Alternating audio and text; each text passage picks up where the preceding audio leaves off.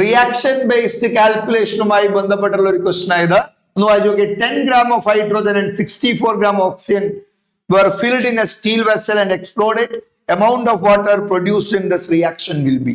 In the water formation reaction, 2H2 plus O2 gives 2H2. ഇതാണ് reaction. ഈ reaction പ്രകാരം നമുക്ക് പറയാം 2 മോൾ H2, അതായത് 4 ഗ്രാം ഹൈഡ്രജന് റിയാക്ട് ചെയ്യാൻ 1 മോൾ O2 വേണം. 1 മോൾ O2 എന്ന് പറഞ്ഞാൽ 32 ഗ്രാം O2 വേണം. അങ്ങനെ റിയാക്ട് ചെയ്താൽ 2 മോൾ വാട്ടർ ഫോം ചെയ്യും. എത്ര മോൾ വാട്ടർ ഫോം ചെയ്യും? Yes,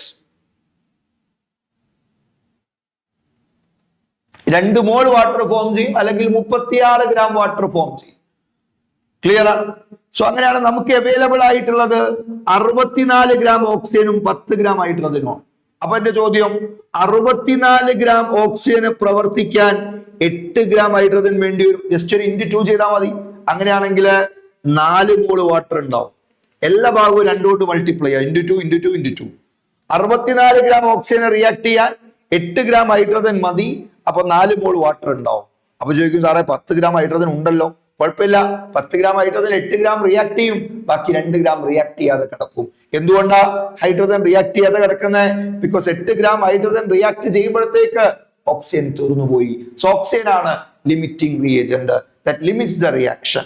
so 64 gram oxygen fully react ചെയ്യുന്നു.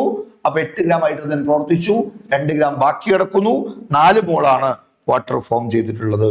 സോ ഓപ്ഷൻ ഡി ആണ് കറക്റ്റ് ആൻസർ.